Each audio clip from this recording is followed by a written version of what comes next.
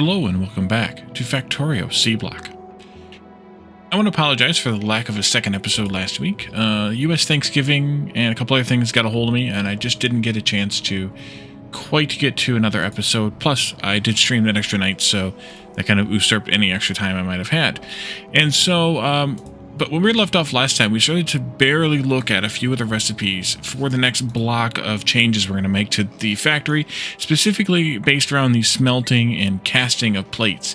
At present, we're smelting, we're blast furnacing smelting in the blast furnace, and then we are putting them in an induction furnace to produce liquid molten metal, and then we are casting them into plates. But that's not necessarily the most efficient method, and so we started looking at, it was a little redundant, but a few recipes. We unlocked all these furnaces, the steel furnace types. There's 4 different types of steel furnace, so we have all of those now, and they're all right here. We're going to use probably almost none of them, but if we need them, we have them. Mostly, we use them as a gateway to unlock Metallurgy 2, which is this one. It gives us the second phase of all 4 of the buildings. Although technically, this one's the first phase. It's the same second tier with the 2 red dots. So it's kind of a second tier machine, even though it's the first building there, number 1. Chemical furnace 1. And then we started looking at, okay, well, what do we make next? We have nickel and zinc that we can make next, so let's do those. And then we're going to be able to smelt those into bars, and we'll take a look at those in a moment. But before we start those, I want to also look at silver, and I want to look at silicon. And then once we get through those, then, well, there's more we can do into ore processing 1, which is this here. And what this gives us is the ability to crush, or it gives us the building we need to crush ores. We can't actually do the crushing yet, but that leads to a whole bunch of new recipes for all the metals we've already had. Copper and iron. I'll do them in order that I wrote them down just so I don't miss one. Iron there. Wait, I didn't do copper. Oopsie. Copper there. It's fine. I'll do them out of order, but they're good enough. Lead there. And solder. Solder is where? I wrote it down with these, but it doesn't appear to be here. Interesting, Wally. That's 3. Wait. Did I already do this one? Let's see. Folder 2 is locked behind... Oh, strand casting. Did I not write down strand casting? You know what? I'm looking at the wrong thing. That's why. Never mind. I'm looking at the wrong section. Skip that for now.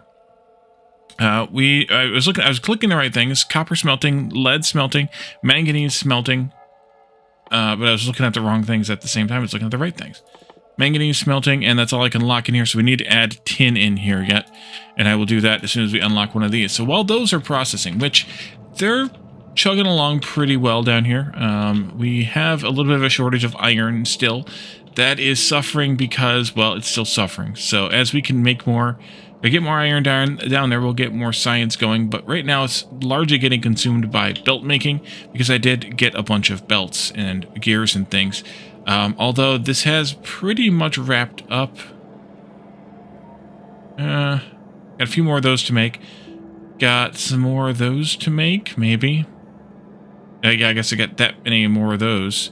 And then just all the iron. And once the iron's done there, then it'll finally catch up. But right now, we're kind of just chugging along with a small amount of iron trickling in. So I really can't make this go much faster than it already is without doing another one of these. And that would completely jack up with this design.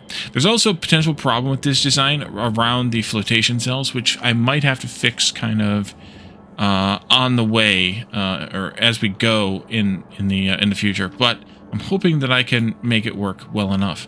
So as those are going, let's take a look at the the nickel and zinc smelting processes. Those are here. We have nickel, which is made in the blast furnace, but only blast furnace 2 and above.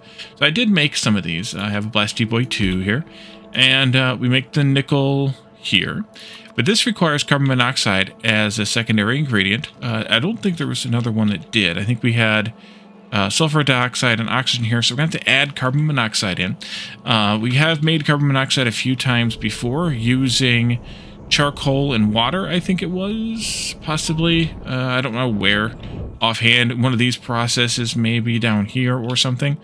Charcoal and water, you say. No, I guess it wasn't there. Maybe it was in here or something. Either way, we can make carbon monoxide. We've done it before. It's an easy process to do. And that gives us manganese, now, or nickel rather. Now, we can't use nickel still for anything. There's nothing for nickel at this point other than this, but we will be able to use it in some of the stuff that we're going to still enable and unlock.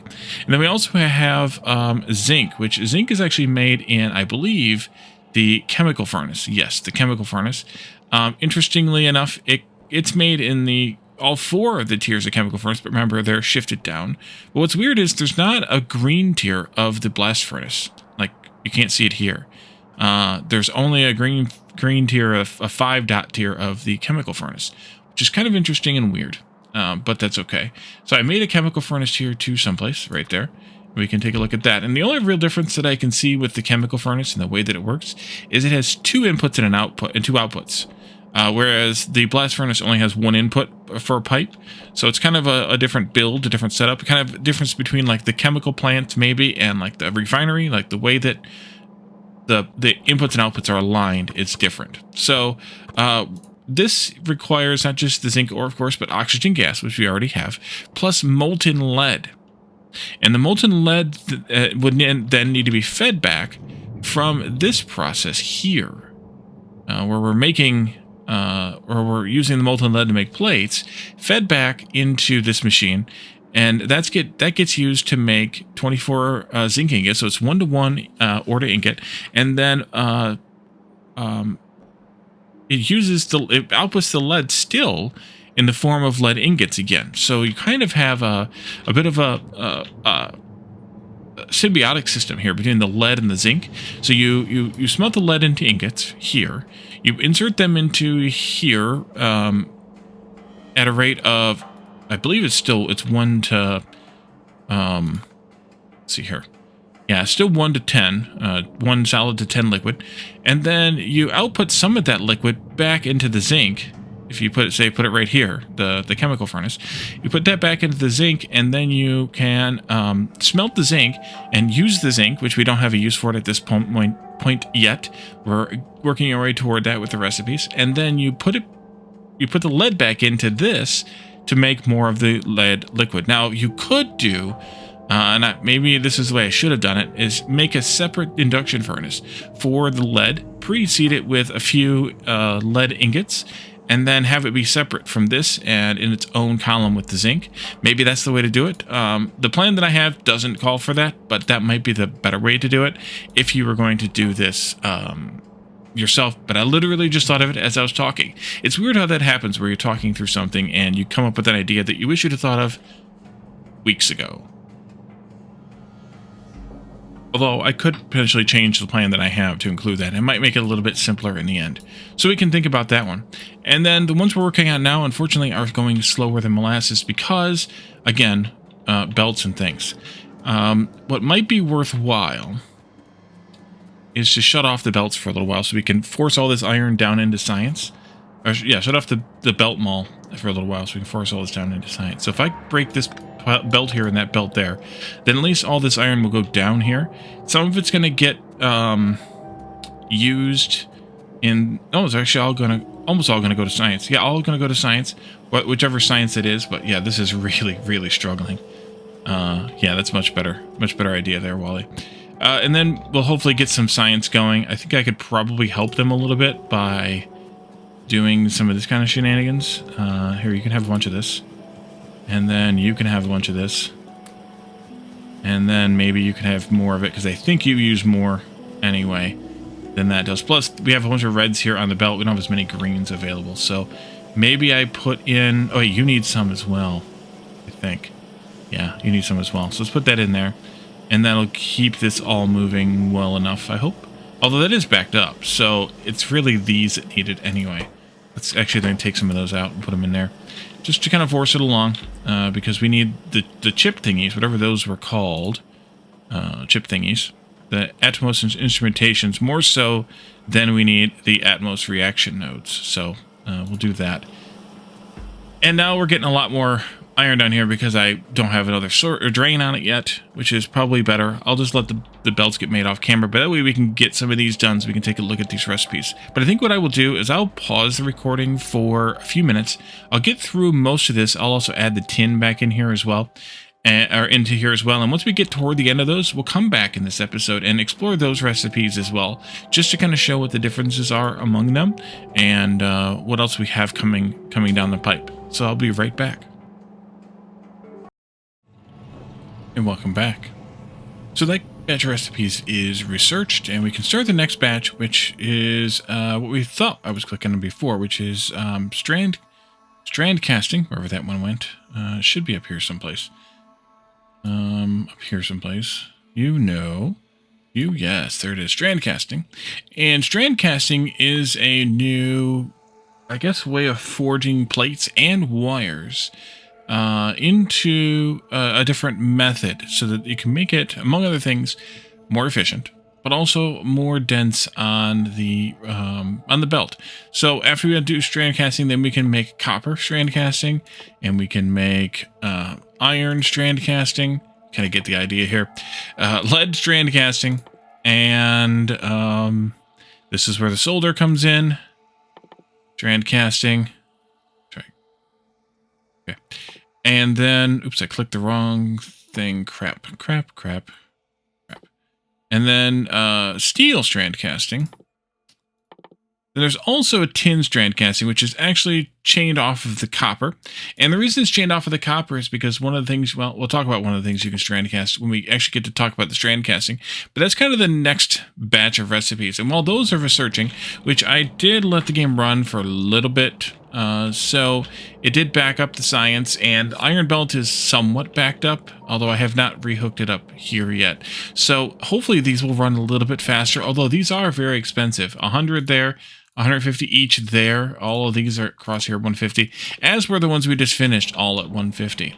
So we just unlocked all of the smelting recipes, the new smelting recipes for the for each of the metals. And what that gave us, let me just pull up maybe the copper, because they're all the same, or real close to the same anyway. What that does is that gives you this ore processor, which we unlocked with the ore processing 1, and that gives us the ability to turn copper and the other metals too, ores, into processed ores, which are more dense and also a little bit more efficient on the smelting process, I believe.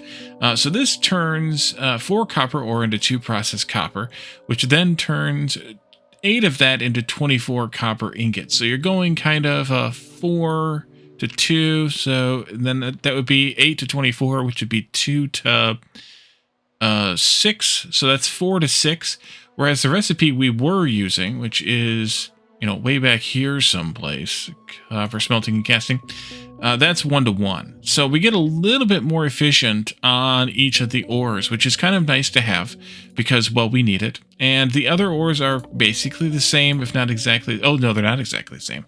I almost lied. The other ores are a little different, or some of the ores are a little different. So for lead, instead of being able to turn the lead ore directly into ingots, or into processed ore and then into ingots, we have to make lead oxide, which adds an extra little bit of a step. But that takes the processed lead and oxygen gas and turns it into lead oxide, which then produces the outgassing of sulfur dioxide, which is we're dealing with right now over here with the regular lead. We have sulfur dioxide coming out. But we are able to, let's just actually pick this recipe here. We're able to turn that still into, still into the same kind of thing, but it goes into lead oxide, which then needs to be turned into plates with carbon, which gives us a bit more, or doesn't give us any efficiency. It's just a more complicated process, which being more complicated is kind of a bummer. But on the other hand, it does give us, it gives us a little bit of a different thing to fiddle with there. So we already looked at the copper. And then we also have the manganese, which uses these manganese cathodes, which are made in the chemical furnace, I believe. No, I lied. Wait, in the chemical furnace moly. There we are. Manganese cathodes. And these are kind of similar to the way the lead oxide works, in that you turn processed manganese, and in this case sulfuric acid, into these cathodes before you can then turn them into ingots. So it's kind of the same ratio still. It just has that intermediary product that you have to make in order to make it, I don't know, more logical or something. I'm not even sure why we are forced into doing that, but we're forced into doing it. We can also finally smelt silicon into ingots, which at the moment we've just been kind of stockpiling our silicon over here. We made some into glass, of course, but we basically have been stockpiling it, as well as, of course, the zinc and the nickel, because we don't have anything to do with any of those things anyways at this point. So they're kind of stuck. And then we also have, and so that works almost more like, that's actually a level 1 recipe, as you can see here, the little 1. So that does just the 1 ore to 1 ingot with the addition of some carbon. And you notice carbon's appeared a couple of times here, and so we're going to actually have to use carbon a little bit, which is fine. We'll have a belt of carbon running across this at some point. Silver comes into play here too, which gives us some silver ingots for the very first time, which is kind of a new thing we just unlocked. And then finally tin, of course, which is similar to the iron and the copper process, the 2 to 8 to 24 thing, just like that. So I'll go ahead and put down, though, I made one of those ore processors, and that's turns all of our kind of ores we've been dealing with so far into the processed ore, while also doing the other things, and we literally did 1 unlock. That is unfortunate. But I think what we should do is kind of save this here. I'm going to go through and research these, as well as a few more after them. Things like, well, not those. Things like bronze, which we have already. We already have bronze, but we need to make some more bronze, or some different bronze, I should say. If I can find the right bronze here. It's somewhere kind of weirdly placed. Is it somewhere after this? No, it's weirdly placed, and it eluded me for a moment earlier, or before, when I was looking at it. Looking for it, I should say, as well. There's brass. But we'll need brass. We'll do brass for sure. There's bronze. Bronze is after nickel. Oh, yes, nickel. Okay, yep. We'll do bronze. We'll do, and what that does is that basically adds, we'll talk about this next time, but it adds nickel as a third component into the bronze, which uses some of that nickel. But it also makes it a little bit more efficient use on the copper and tin. And then we're also going to do Invar, which is, well, I don't know what Invar is exactly. Maybe somebody can tell me. It looks like a steel alloy of some kind with steel and nickel, so that'll use a little bit more nickel. Although I don't know exactly what we're going to use it for yet, but we'll make it anyway. Then there's a silicon processing here that we can make silicon wafers and silicon powder. Going to research that one as well. And then finally, the brass that I pointed at earlier. We'll do that one. And then that'll get us through, well, almost all of what we have left to do, and then we're gonna have to build this. So we're gonna have some of these these ore processors. We're gonna have a few of these chemical furnaces. In the end, it'll be, I think, 1 or 2 more than this. We're gonna have quite a few of these blast furnaces upgraded, because at this point we have all level 1s, and we're going to upgrade them all to level 2s as part of this, which means we'll actually be able to consume the ore a little bit faster as well in this thing. And maybe I should actually upgrade some of these iron stuff to... Oh, actually, the problem with the iron is this, though. Partially. So there's 2 components to the iron issue. One is the fact that, well, this is only running at whatever speed it's running at, and it's only outputting that much. But the other component is the fact that I'm only using the iron from that to make iron plates. And I could, and probably should, turn this iron into molten and then feed it into the plates as well. The issue with this is, of course, once again, layout.